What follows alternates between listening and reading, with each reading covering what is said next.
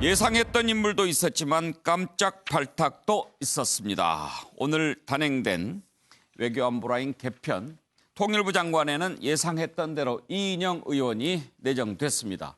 그리고 서훈 국정원장은 국가안보실장으로 옮기게 됐고 박지원 전 의원이 국정원장에 깜짝 발탁됐습니다. 전체적으로 보면 북한을 좀 잘 아는 북한통이다 이렇게 볼 수 있고, 그래서 앞으로 남북관계 쪽에 좀 신호를 보낸 게 아닌가 싶고요. 정의용 외교안보 특별보좌관, 국가안보실장이죠. 그리고 임종석 전 청와대 비서실장도 특보에 내정이 됐습니다. 자, 의미를 한번 짚어보겠습니다. 차정 교수, 예. 박지원 국정원장 예. 놀라셨죠? 저 좀 놀랐습니다. 사실 뭐 언론 하마평에 전혀 오르지 않았고요. 그리고 사실은 문재인 대통령하고 관계를 봤을 때도 사실 지금 이렇게 발탁이 쉽지 않은 인사였다는 생각이 예. 듭니다. 뭐 기억하시겠지만 2015년도 당시 민주당 전당대회에서 사실 날선 대립을 했던 두 사람이었거든요. 자, 그때 2015년 당 전당대회에 이 3명의 후보가 본선에 진출했습니다. 예. 근데 이제 그때 1위를 하신 분이 문재인 대통령이고요. 자, 이제 2위가 먼저 박지원 당시 후보였는데 예. 2위가 지금 국정원장이 됐고요. 내정이 됐고 예. 3위가 이인영 후보였어요. 아, 그런가요? 예. 그렇기 오. 때문에 3위가 만약에 지금 뭐 인사가 좀 내정이 됐기 때문에 통일부 장관 아닙니까? 예. 그래서 제가 판례를 뭐라고 썼냐면 이렇게 써봤습니다. Team of Rivals. 그러니까 이게 권력의 조건이라는 걸로 우리나라는 번역이 됐었는데요. 그러니까 지금 링컨 대통령이 예. 사실 그 자신과 그러니까 그 대선을 벌였던 아주 정적들을 남북 전쟁을 앞두고 예. 국무장관, 재무장관, 전쟁장관을 임명을 해서 국가적 위기를 헤쳐나가는 하나의 그런 이 포용적 리더십을 소개하는 이 책인데요.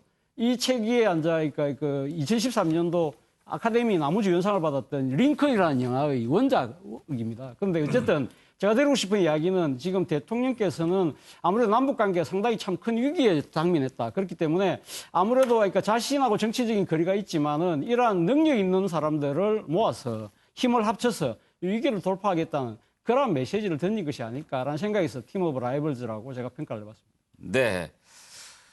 예, 오늘 발표된 내정자들 관련된 녹취를 좀 모아서 들어보도록 하겠습니다.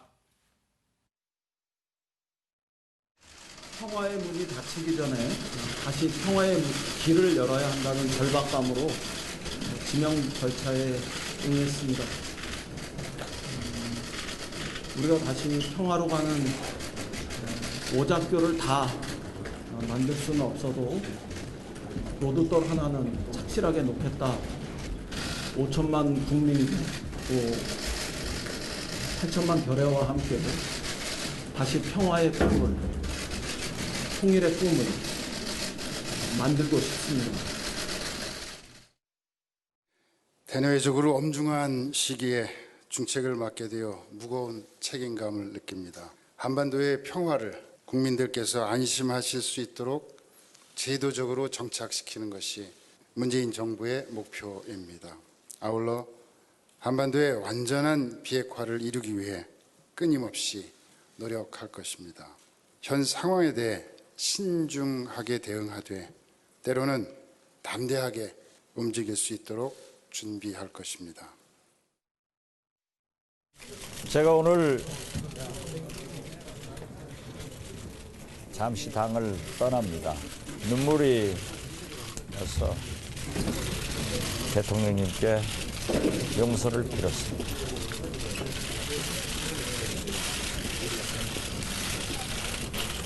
오늘 아침 문재인 대표와 김종인 선대위원장과 통화를 했는데 사실은 사전에 만나기로 서로 얘기를 했지만은 제가 목포에서 오기가 싫더라고요. 박지원 대표께서 통일부 장관 가는 거 아니야? 몇몇 사람들이. 제가 20년 전에 장관을 했는데 그런 것은 뭐 일부 언론에서도 말씀을 하던데 그건 대통령이 하실 일이고 예. 저는 그러한 것을 생각하지 않고 있습니다. 아무튼 다 해보셨지만 총리, 부총리 아직 못 해보셨어요. 그렇습니다. 선은 하나 살아 있을 것 같아요. 예, 정태근 의원 지난번에 이제 박지원 전 의원 인터뷰했을 때 그걸 살짝 물어보기는 했는데 아무튼 자 먼저 이번에 외교라인 개편에 대한 것부터 한번 좀 얘기를 해보죠. 어떤 생각을 하셨습니까? 먼저 박지원 국정원장을 등용한 것은 아마 대통령이 엊그저께 말하는 것처럼 미 대선을 앞두고 마지막이라도 정상회담을 해야 된다라는 것에 대한 강력한 의지, 또 반대 입장에서 보면 너무 진한 미련을 갖고 있는 것이 아니냐라는 문제의식을 가질 수밖에 없는 건데요. 박지원 의원은 뭐 다 아시다시피 그 6.15 정상회담을 김대중 정부 때 지금 화면에 나와 있습니다만 성사시킨 주역입니다. 그 일로 인해 가지고 대북 송금 사건으로 구속이 됐고 그 당시에 대북 송금 사건의 내용이 뭐냐면 현대 아산 측이 북한에다가 총 5억 불을 줬습니다. 그중에 1억 불이 사실은 북한 정권에 대한 지원금으로 갔고 그것 때문에 이제 이 박지원 그 비서실장, 임동원 국정원장, 그 당시에 경제수석을 했던 이기옥 경제수석 이 세 분이 이제 그 수감이 되는 이런 일이 벌어졌던 것이죠. 그래서 누구보다도 사실은 마쿠에서 북한과 접촉할 수 있는 역량을 갖고 있는 사람 중에 한 사람으로 박지원 그 전 의원을 평가할 수밖에 없는 거 아니냐. 지금 국정원장 후보자죠.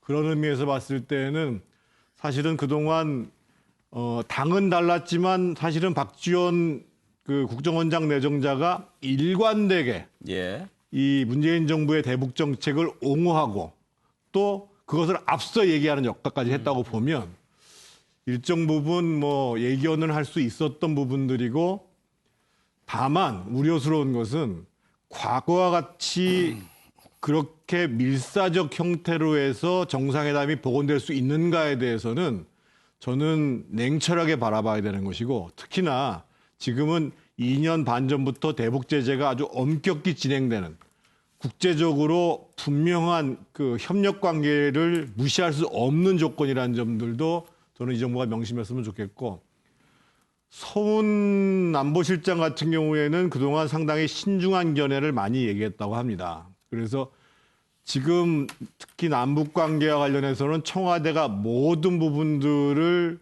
주도해 나갔었는데 오히려 이전의 정의용 실장보다도 북한의 문제에 대해서는 또 북한 사정에 대해서는 냉정한 평가를 하고 신중히 접근하지 않을까 이런 판단을 해봅니다. 예.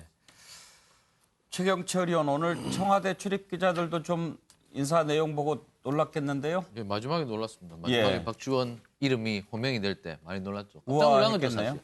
예, 뭐 이렇게 돌아오실 줄은 전혀 예상치 못했던 예. 것이고 또 국정원장이란 직위가 굉장히 우리나라로서는 중요한 것인데 역시 지난번에 오찬 회동에서 박지원 전 의원이 여러 가지로 많은 충고를 한 부분에 대해서 예. 문재인 대통령이 조금 감동하지 않았나 저는 이렇게 봅니다. 그 당시에도 후일담을 들어보면 방송이 있어서 박지원 전 의원이 나 지금 나가야 됩니다. 대통령님 미안하지만 지금 곧 가야 됩니다. 아 그럼 좀 더 있다가 가시면 안 됩니까? 그랬더니 박지원 의원이 아닙니다. 지금 방송 약속인데 가야지요 하면서 자리를 박차고 나갔다는데 그럼에도 불구하고 대통령께서 그렇게 잡으려고 하는 이유는 역시 경험이 아니냐. 그 당시에도 오찬하면서 박지원 의원이 겪었던 일들을 경험담 들려주면서 아 대통령이 이렇게 하면 되겠구나. 아, 저 사람 경험을 내가 좀 활용을 해야 되겠구나. 역시 문 대통령이 가장 간판으로 내세웠던 것이 대북 유화 정책인데 예. 북한을 어르고 달래면 북한이 핵을 놓을 것인데 조금만 더 달래면 되는데 그 달래는 역할을 아마 박지원 전 의원이 해줄 것으로 믿고 있는 것 같은데 예. 그러나 박지원 의원이 과연 다르고 얼레서 북한이 핵을 내려놓겠느냐 하는 문제는 굉장히 또 다른 문제이죠. 그렇기 때문에 그런데 이 부분에서 그 정의용 실장을 그대로 보좌관으로 그대로 남겼다는 것은 예. 정의용 실장이 미국을 움직이는 역할은 그대로 남겨둬야 된다고 생각했던 것입니다. 이번 인사는 안정 속의 변화다. 특히 이인영 그 의원을 통일부 장관으로 들어와서 이인영 의원이 작년에 패스트트랙 할 때 대통령한테 굉장히 많은 점수를 땄거든요. 예. 이만큼 추진력이 있는 사람이 없다. 그래서 이인영 의원을 데려왔고 안정 속의 변화를 통해서 나머지 임기 후반기에 북한을 반드시 움직여 보겠다는 그 의지의 표현인 것 같은데 의지는 맞겠으나 현실은 그리 녹록지 않다. 저는 그렇게 생각합니다. 예. 현근택 부위원장, 민주당 내 네. 분위기는 어땠습니까? 예상하지 못했던 건 다 마찬가지인 것 같아요. 예. 저도 뭐 의외로 봤고요. 근데 아마 의미는 이런 것 같습니다. 그러니까 박지원 지금 내정자가 뭐 다시 뭐 말씀처럼 뭐 6.15 그 마크 역할을 했건 다 아는데요.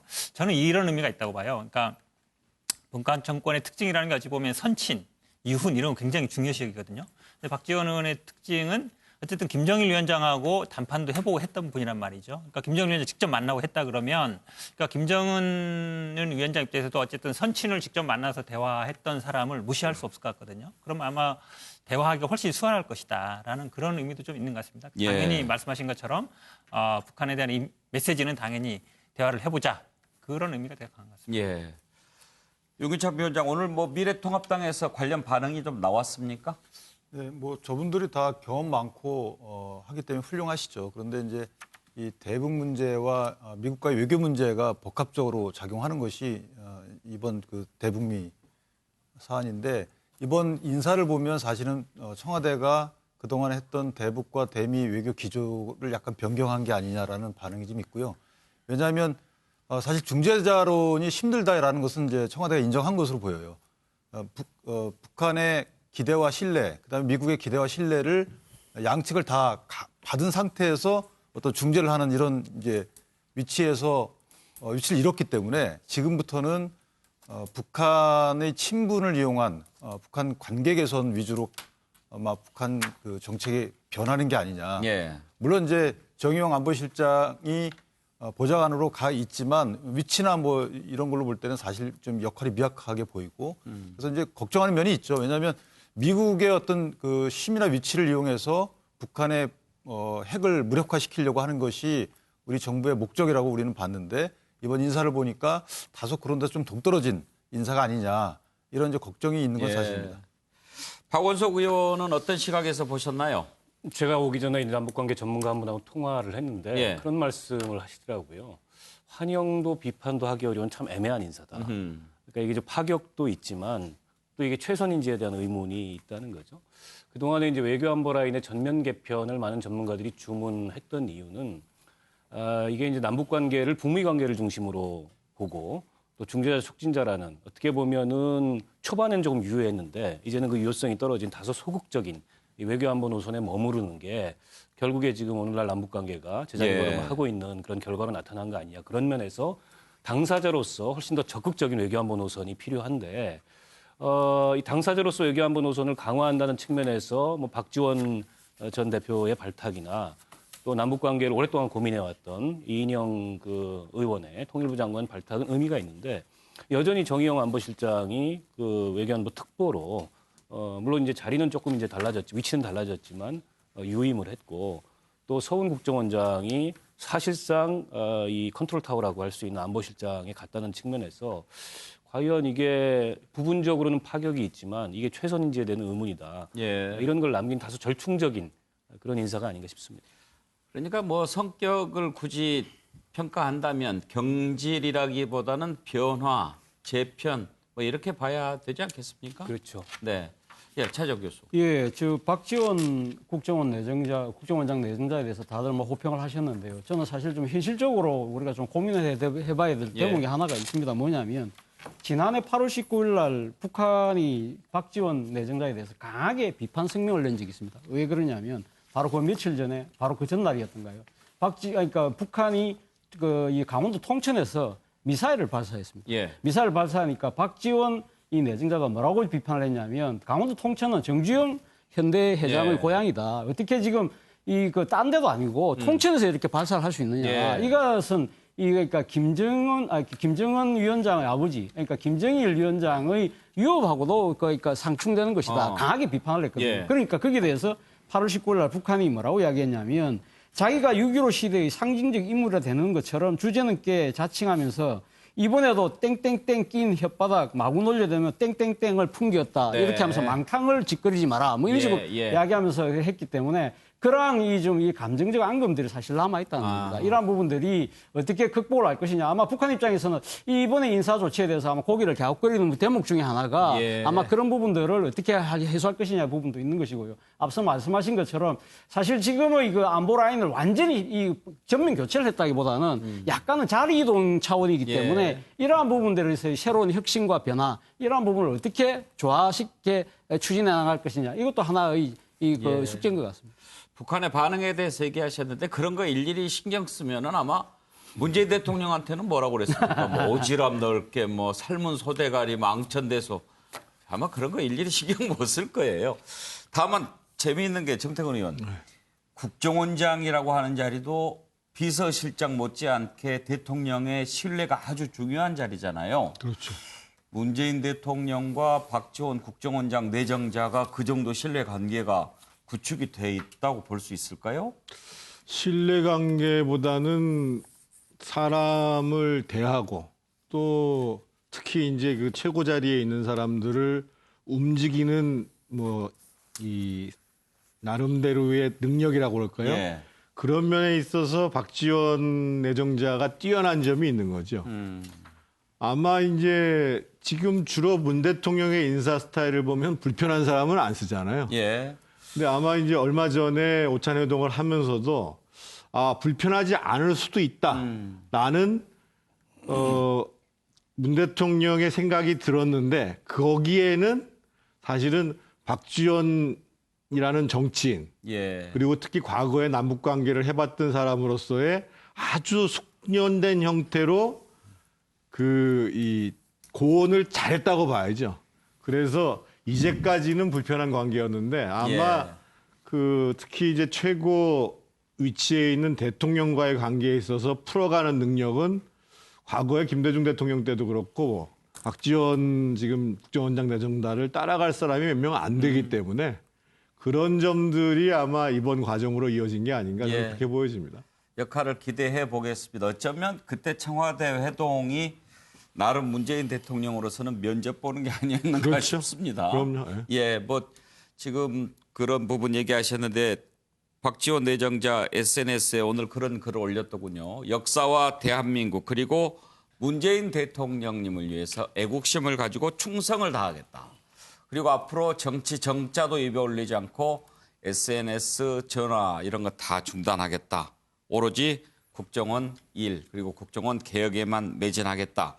이렇게 입장을 밝혔는데 역시 이걸 보고도 역시 박지원이구나 하는 생각 가진 분들도 많았을 것 같습니다.